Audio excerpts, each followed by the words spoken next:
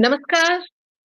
आपके आने से महकता है ये चमन, आपके आने से महकता है ये चमन, हर और फैली है खुशियों की किरण।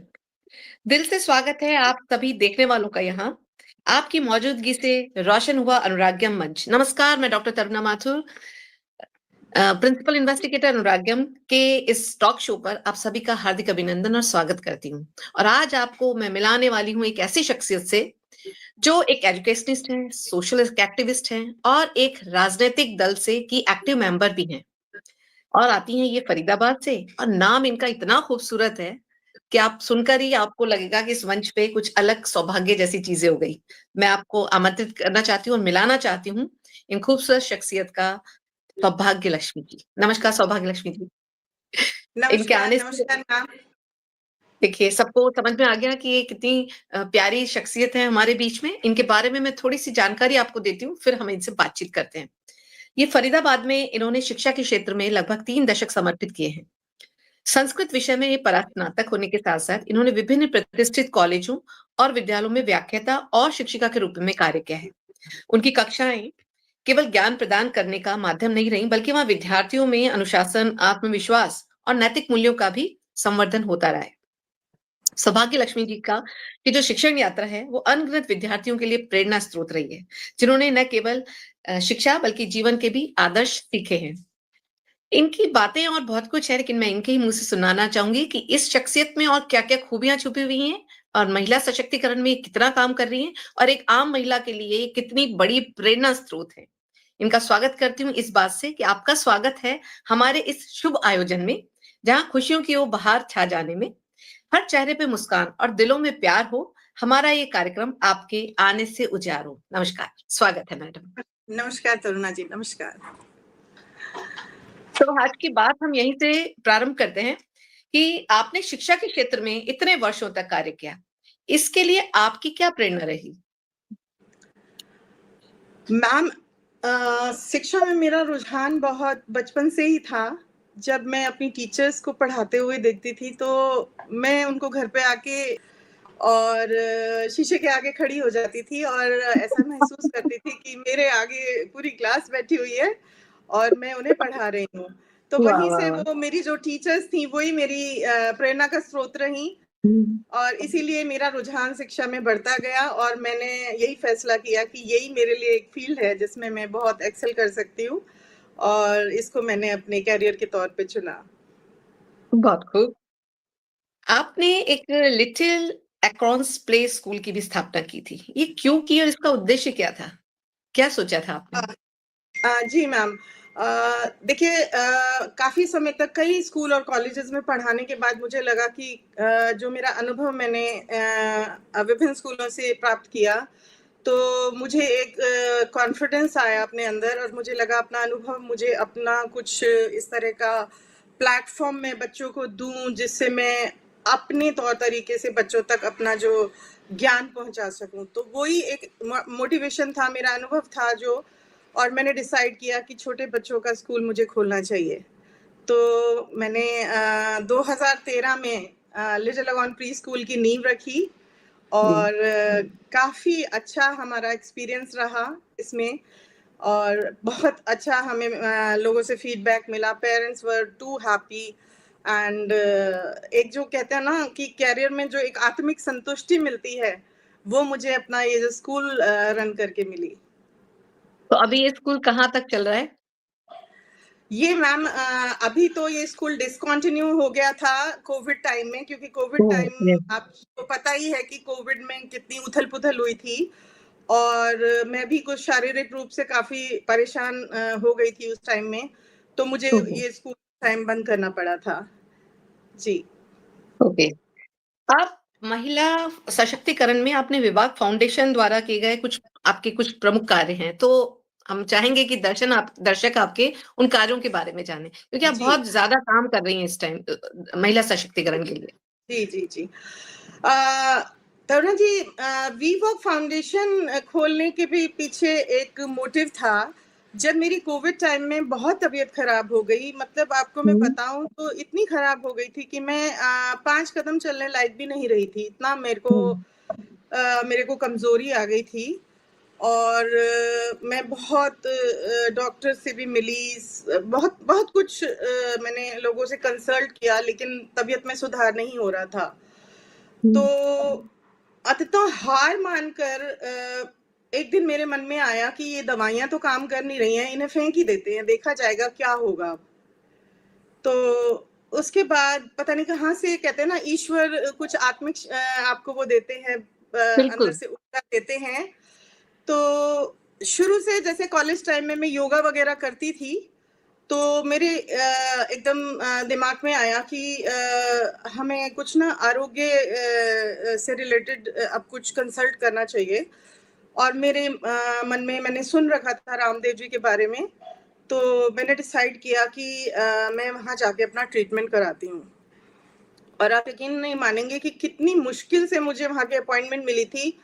कोविड के टाइम में मुझे कई बार वो कैंसिल भी करनी पड़ी थी। एक बार अपॉइंटमेंट मिली, फिर कोविड 2 आ गया था जो कि बहुत ही ज़्यादा खतरनाक था, फिर वो डिले होता गया, 6 महीने उसमें निकल गए। लेकिन वहाँ जब मैं गई और जो मेरा ट्रांसफॉर्मेशन वहाँ जाके हुआ, उसी ने मुझे ये प्रेरणा दी। उसके बाद से आज जहाँ मैं 5 कदम नहीं चल पाती थी तरुणा जी, आज मैं रोज़ 10,000 स्टेप्स रोज़ मॉर्निंग वॉक करती हूँ, 45 वेरी मिनट्स नाइस। योगा करती हूँ। मॉर्निंग में मतलब 2 घंटे मैं अपने आप को देती हूँ, और यही एक माध्यम है जिससे मैं इतनी ऊर्जावान हुई हूँ दोबारा से। और मैंने अपने अंदर फिर ये धारण किया कि ये जो मेरा अनुभव रहा इस चीज़ में, अब मैं इसको लोगों तक पहुँचाऊँगी और लोगों को मैं सबको बताना चाहूँगी कि जीवन में आप हार मत मानिए। आप किसी भी कदम पे अगर अपने अंदर अपनी ऊर्जा को जीवित रखते हैं, तो आप जीवन में कुछ भी कर सकते हैं। ये बिल्कुल तो सही यही बात है। एक हमारा जो शरीर है वो खुद ही हील करता है खुद को, अगर हम उस जी, थ्योरी को समझ जी, पाएँ तो। जी, जी, जी, जी। बिल्कुल। तो उन्होंने मुझे जो भी रूटीन दिया मैंने फ़ॉलो किया, हुँ, हुँ। योगा योगा दोबारा करना शुरू किया, वॉकिंग करनी स्टार्ट की।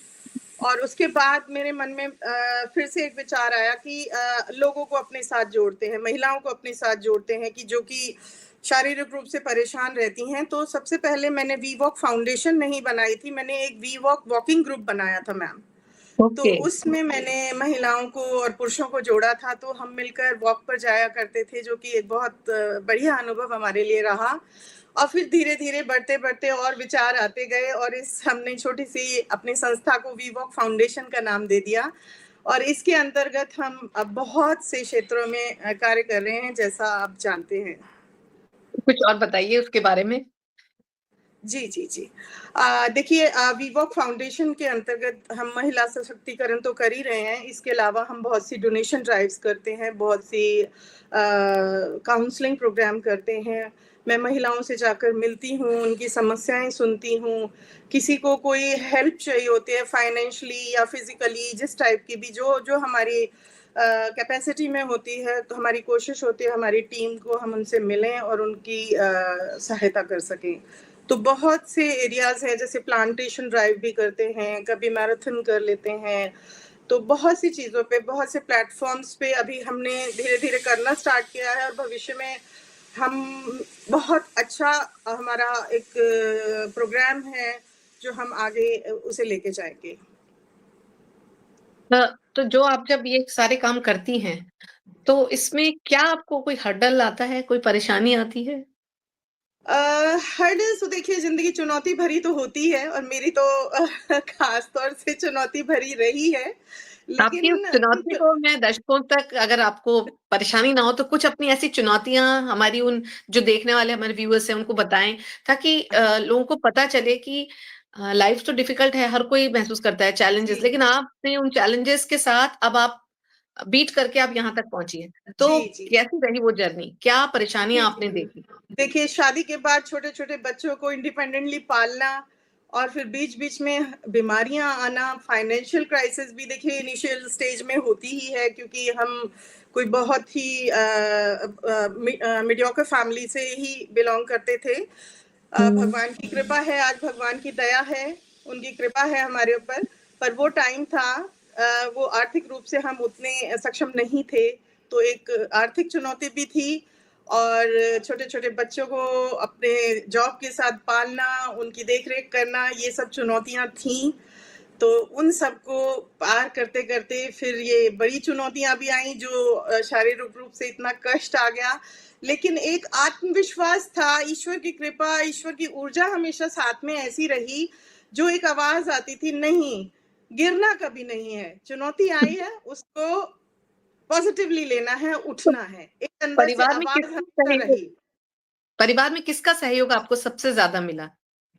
परिवार में देखिए हस्बैंड का सहयोग मुझे हमेशा रहा, वो हमेशा मुझे कहते रहे कि तुम करो, मैं तुम्हारे साथ हूँ। तो हस्बैंड का सपोर्ट हमेशा साथ में रहा। मेरे पेरेंट्स जो कि मेरे बहुत बड़े मोटिवेटर रहे, उनका सहयोग हमेशा साथ में रहा। मैं आपको एक छोटा-सा वाकया बताना चाहूँगी। जब मैं जी। शादीशुदा नहीं थी, तो मेरी मम्मा एडवोकेट थीं। दोनों मेरे ओके। पेरेंट्स अब नहीं रहे, बट मम्मा एडवोकेट, दोनों सही बात। फादर मदर एडवोकेट थे मेरे। तो मम्मा हमेशा ये कहती थी, हम कभी कोई काम करने लगते थे कि बेटा नहीं, काम तो हो जाएगा, आप पढ़ो। आप देखिए उस ज़माने की महिला अपनी बेटी को ये कह रही हैं कि तुम पढ़ो, काम तो हो जाएगा। तो वो एक मोटिवेशन मदर से हमें जो मिली ना कि नहीं पढ़ के कुछ बनना है, तो वो एक बहुत बड़ा एक ये भी एक बहुत बड़ी बात है कहते कि हैं ना उस सपोर्ट थी। टाइम में आपकी मम्मी एडवोकेट थी। ये उनकी पढ़ाई जी, पर जी, उनके उस पेरेंट्स टाइम ने में। कितना ध्यान जी, दिया। जी। मेरी मम्मा को मेरे पापा ने पढ़ाया था। वो जब उनकी शादी हुई थी ओह! तो वो 10th करके आई थीं। वाह, वाह! क्या बात है। जी, जी। तो वो भी बच्चे छोटे-छोटे बच्चों के साथ पढ़ी, उन्होंने अपना लॉ कंप्लीट किया, फिर उन्होंने प्रैक्टिस भी की और हमें हमें भी पाला। तो वहीं से हमें प्रेरणा मिलती गई। यस, घर का आपकी मदर एनवायरनमेंट ही आपकी कुछ बहुत ऐसा बड़ी था। थे। जी, घर का एनवायरनमेंट ही कुछ ऐसा था कि बस लाइफ में करते रहो, चलते रहो। चलते समस्याएँ रहो। आएँगी, उनको इग्नोर करके बस आगे बढ़ते रहें। बहुत खूब। फिर इन सारी और एक बहुत बड़ी बात जो मेरे को आपकी लगेगी कि संस्कृत जैसा विशाल और महा मतलब मैं उसको सबसे प्रमुख विषय मानती हूँ। उसमें आपने जी, परा-स्नातक किया। तो उसकी तरफ जी। कैसे आपका रुझान रहा था? संस्कृत विषय की तरफ? जी। देखिए ग्रेजुएशन में मेरे पास जो सब्जेक्ट्स थे उनमें एक इतिहास था और एक संस्कृत थी। अब एक बड़ा धर्म संकट था कि इतिहास में मेरा इतना रुझान था नहीं, तो संस्कृत में मेरे मार्क्स बहुत अच्छे आया करते थे, 100 आउट ऑफ 100 आया करते थे। क्या बात तो है। लोगों तो मुझे सभी ने बोला कि आप एक ऐसा विषय चुनने जा रहे हो जो बिल्कुल आउट ऑफ द लीग है भई। आज तो आजकल का ज़माना इंग्लिश का, साइंस का, ये सब ज़माने हैं। तो मुझे लगा नहीं, कुछ लीग से हट के ही करते हैं। जब हम इस सब्जेक्ट में इतने अच्छी हूँ मैं, तो मैंने डिसाइड किया कि मैं संस्कृत एमए करूँगी और बहुत मैंने खूब। फर्स्ट डिवीज़न में एमए की डिग्री प्राप्त की एमडी यूनिवर्सिटी से और फिर संस्कृत विषय को ही विभिन्न स्कूल कॉलेजों में पढ़ाकर एक 30 साल का शिक्षा का अनुभव मेरे साथ रहा। बहुत ही बढ़िया। जी। फिर ये एक तरफ संस्कृत, एक तरफ आपके ये सारी चीज़ें, योग ये, फिर राजनीति कैसे आ गई? राजनीति में कैसे अ, आपका देखिए प्रवेश हुआ? जी, जी, लीडरशिप क्वालिटी देखिए मेरे को अपने फादर से मिली। वो मेरे ब्लड में ही अच्छा, है। अच्छा। मेरे फादर भी उस टाइम में सोशल वर्कर रहे, तो हुँ। वहीं से प्रेरणा मिलती थी। देखते थे कि वो लोगों की कैसे मदद करते थे और लॉयर थे तो बिल्कुल बेबाक थे, बिल्कुल बोलने में मेरी तरह ही थे। मतलब एक तरह से मेरा कॉन्फिडेंस इनहेरिटेड है मेरे फादर से। तो वो हालाँकि किसी दूसरी पार्टी में हुआ करते थे उस टाइम, लेकिन हम देखते थे उनको कि वो लोगों से मिलते हैं, जाते हैं, इस तरह से कार्य करते हैं। तो अपने जीवन काल में, शिक्षा काल में तो टाइम नहीं मिला, फिर शादी हो गई, बच्चे हो गए, तो हम उलझे रहे। लेकिन जब मुझे समय मिला कोविड टाइम के बाद, तो सबसे पहले मैंने सोशल सर्विस में अपने आप को आगे बढ़ाया और धीरे-धीरे मुझे जो देश प्रेम की भावना बचपन से ही मेरे मन में थी और मुझे लगा कि मुझे किसी ऐसे संगठन से जुड़ना चाहिए, किसी बड़े संगठन से जुड़ना चाहिए जो अपना ये मेरा अंदर की एक भूख है ना देश सेवा की, उसे मैं उस बड़े प्लेटफ़ॉर्म पर पूरा कर सकूँ। तो एक ये मेरा जो उद्देश्य था राजनीति में उतरने का। तो अभी मेरठ में ही आप अपना वो वर्क कर रही हैं, फरीदाबाद में मैम। फरीदाबाद में अपना काम कर जी, रही हैं, जी, ओके। जी।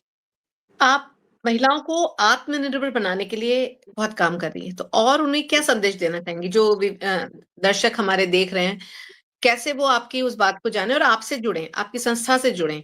क्या आप जी। उसमें क्या बताना चाहेंगी? जी, मैं महिलाओं को यही कहना चाहूँगी सबसे पहले आपके चैनल के माध्यम से कि अपनी आत्मिक शक्ति को सबसे पहले पहचानिए। महिलाओं में जो भारत की महिलाएँ हैं अक्सर अपने कार्यक्षेत्र में, घर में उलझी रहती हैं। उन्हें अपने लिए समय नहीं होता है। पर फिर भी मैं ये कहूँगी कि मेरा भी ये सभी शेड्यूल था, जो भी था बच्चों की देखभाल करना, अपने जॉब करना, सामाजिक जो भी हमारी ड्यूटीज़ होती हैं उनको निभाना। लेकिन फिर भी मैं ये कहूँगी कि इस सारी प्रक्रिया में, इस सारे शेड्यूल में ज़रूर अपने लिए आधा घंटा निकालिए रोज़, ज़्यादा नहीं तो। आधा घंटा निकालिए, अपने साथ बैठिए, अपने आप से बात कीजिए, अपने इष्ट देव से बात कीजिए कि आपको क्या चाहिए? कि आप खाली ड्यूटीज़ ही करती जा रही हैं या कुछ आप भी अपने बारे में सोच रही हैं? कुछ समाज के बारे में सोच रही हैं, कुछ देश के बारे में सोच रही हैं या नहीं? तो ये 3-4 क्वेश्चन्स मैं हर महिला से चाहूँगी कि वो अपने आप से करें और एक बैलेंस्ड लाइफ़ जिएँ। तो जैसे सिर्फ आपको मतलब ठीक है, हम इस तरह से बात, लेकिन हम उनको क्या प्लेटफ़ॉर्म देते हैं? आप कुछ इस पर भी बताइए कि आपकी संस्था इस तरीके की प्लेटफ़ॉर्म देती है, जहाँ महिलाओं को कुछ, क्योंकि सारी चीज़ें एक तरफ होती है, लेकिन फाइनेंस एक तरफ होता है। बट जी, जो जी। भी लेडी अगर खुद सेल्फ कुछ करना चाहती है, तो उसको किस तरह से मदद की जा सकती है, जी, कि वो जी। अपने पाँव पे खड़ी हो सके? जी, क्योंकि देखिए हालात कई बार ऐसे हो जाते हैं कि मतलब परिवार भी साथ नहीं है, तो उस महिला को जी, अपने जी। पैर पर सशक्त खड़ा करने के लिए आपकी संस्था क्या बिल्कुल, काम बिल्कुल। करती जी, जी। देखिए तरुणा जी जैसे-जैसे हमें महिलाओं से पता लगता है कि इन्हें फाइनेंशियल सपोर्ट चाहिए या इन्हें किसी जॉब से रिलेटेड सपोर्ट चाहिए, तो जैसे मेरी अपनी संस्था तो है ही, मैं और भी बहुत सी संस्थाओं से जुड़ी हुई हूँ। तो जहाँ-जहाँ से हम उनकी जैसे-जैसे भी मदद कर सकते हैं, हम उन्हें उनसे जोड़ते जाते हैं, लोगों से जोड़ते जाते हैं। किसी को शिक्षा से रिलेटेड चाहिए तो किसी की हम कोचिंग करा देते हैं, किसी को फाइनेंशियल चाहिए तो हम कुछ डोनेट कर देते हैं कुछ राशि उनके लिए, हुँ। किसी को कोई फिज़िकल चैलेंजेज़ आ रहे हैं तो उस तरह से हम कुछ डिवाइसेज़ हैं, जैसे हमने एक महिला को कानों की मशीन सुन नहीं पाती थी तो वो अरेंज हुँ, हुँ। करके दी और आज वो सुन पाती है।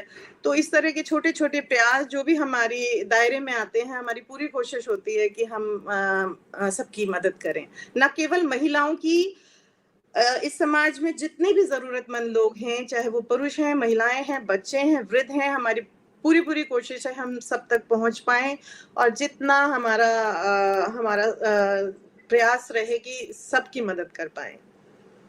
अ, दिल्ली और दिल्ली के आस-पास जो एनसीआर एरिया है, वहाँ पर जनरली ये देखा जाता है कि बुज़ुर्ग हमारे बहुत ही नेग्लेक्टेड हैं, क्योंकि जी, बच्चे सारे हाई-फाई जॉब्स में आ गए हैं, पेरेंट्स को घर पे छोड़ देते हैं। ऐसे बहुत किस्से हम आए दिन न्यूज़पेपर में पढ़ते हैं, सुनते हैं। तो क्या आपके साथ भी कोई ऐसा हादसा, कुछ ऐसा सुना आपने कि कोई बुजुर्ग व्यक्ति फैमिली मतलब हस्बैंड वाइफ या खाली बुजुर्ग अकेले रहते हों, जिनके बारे में आपको पता चला और आपने उनकी किसी तरह से मदद की हो? जी तरुणा जी हम हमारे एरिया में फरीदाबाद में बहुत से वृद्धाश्रम हैं। तो हुँ, हुँ। मैं विज़िट करती रहती हूँ वृद्धाश्रम में और साल में 2 बार चीज़ें डोनेट करके आती हूँ, उनसे बात करती हूँ, उनकी समस्याएँ सुनती हूँ और जितनी हम उनकी मदद कर पाते हैं हमारी पूरी कोशिश रहती है कि हमारी फाउंडेशन उन तक वो मदद पहुँचाए।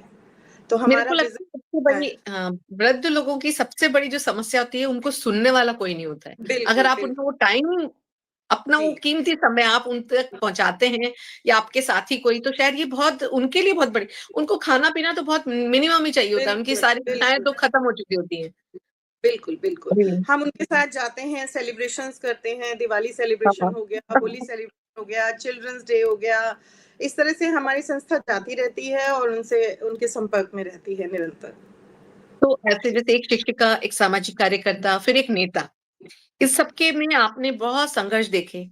तो जी। सबसे बड़ा संघर्ष और सबसे बड़ी सफलता आपकी क्या रही? अगर आप दर्शकों को बताना चाहें तो?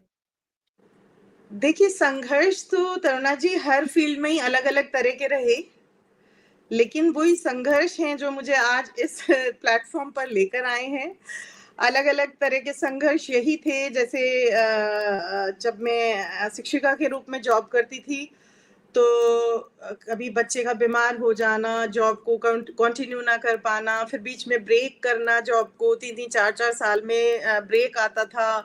फिर दोबारा से जब चीज़ें सेटल हो जाती थी, कोई नया स्कूल जॉइन करना, तो ये इस तरह से जर्नी रही। मतलब एक कंटिन्यू एक ही संस्था के साथ नहीं कर पाई मैं, चैलेंजेस की वजह से, लेकिन कभी भी पीछे नहीं हटी। और जब मेरी डॉटर 10 साल बाद मेरे को ईश्वर की कृपा से मिली, तो फिर ये चैलेंज आ गया था कि अब डॉटर को पालना है, उसकी परवरिश करनी है अच्छे से।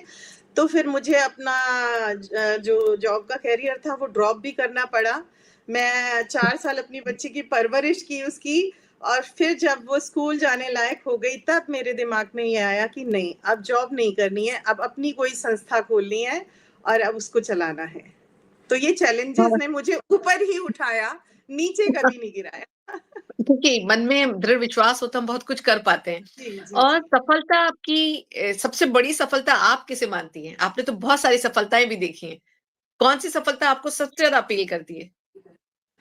देखिए, जो मैं इसमें यही ऐड करना चाहूँगी, अगर उसको सफलता कहिए या एक आत्मिक संतुष्टि कहिए उसको, जब मैंने छोटे बच्चों के साथ काम किया, मेरे अपना प्ले स्कूल जब मैंने रन किया, तो उसमें मुझे बहुत आत्मिक संतुष्टि मिली। वो बच्चे इतने प्यारे होते हैं, मीन्स जब वो मैम मैम करके मेरे पास आते थे और हग करते थे ना, तो वो एक बहुत ही अच्छा एक्सपीरियंस रहा मेरे लिए।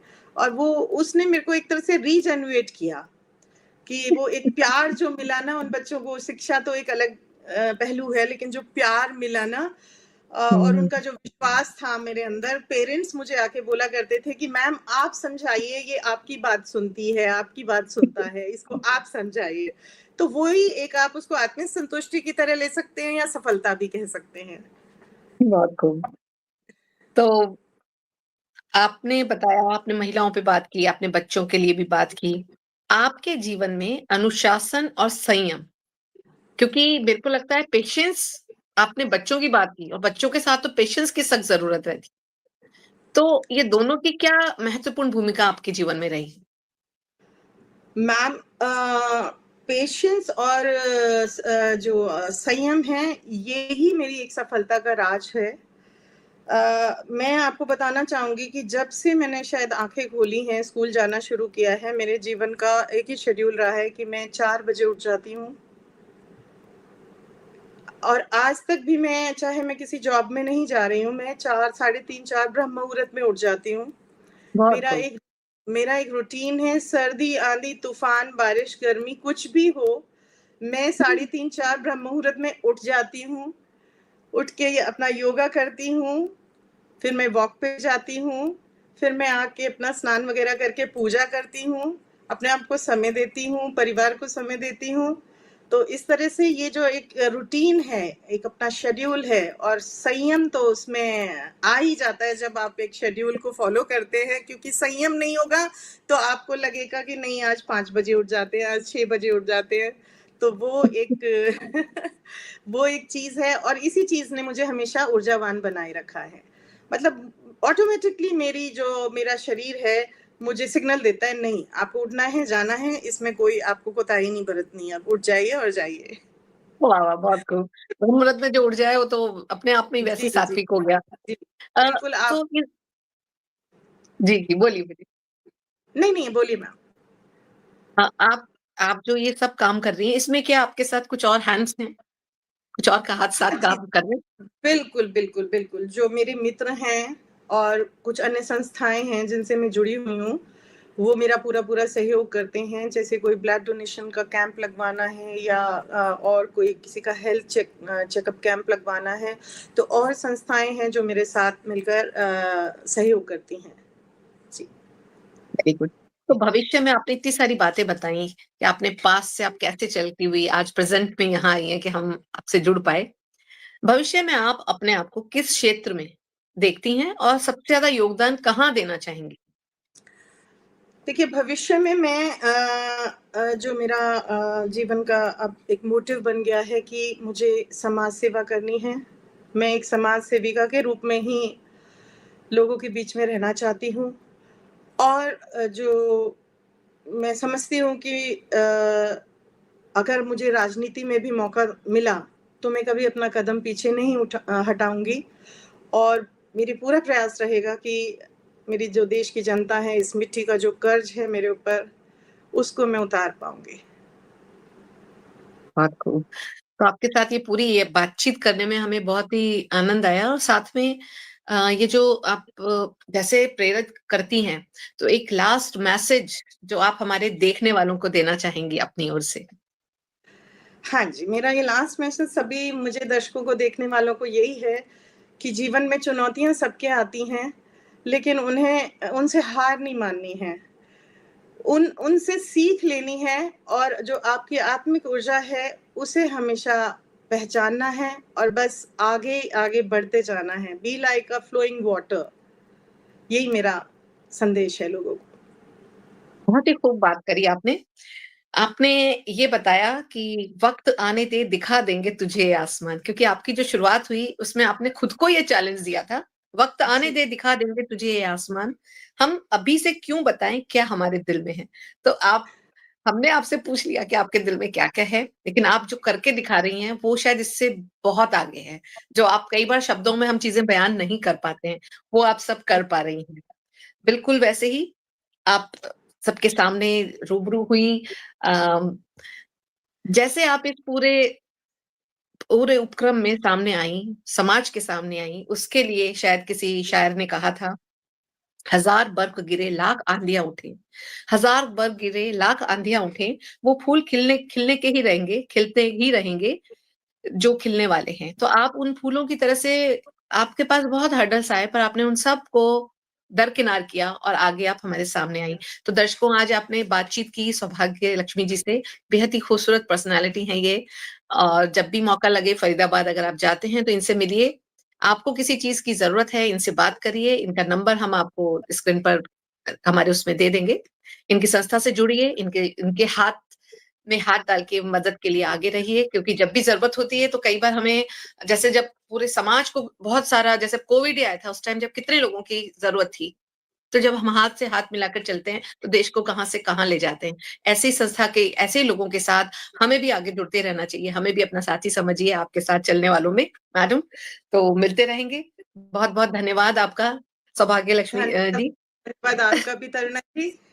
Thank you. जी, तो आपके कीमती समय दिया हमको, अनुराग हमसे जुड़े रहिए। मिलते हैं फिर इस मंच पर, मिलते हैं फिर इस मंच की छाँव तले एक नई शख्सियत के साथ, जहाँ खुशियों के फूल खिले अनघड़ तले। आपके साथ से सजती हैं हर एक बात यहाँ, अभी विदा लेते हैं हम प्यार भरे अरमानों के साथ। शुभ रात्रि, जय हिंद।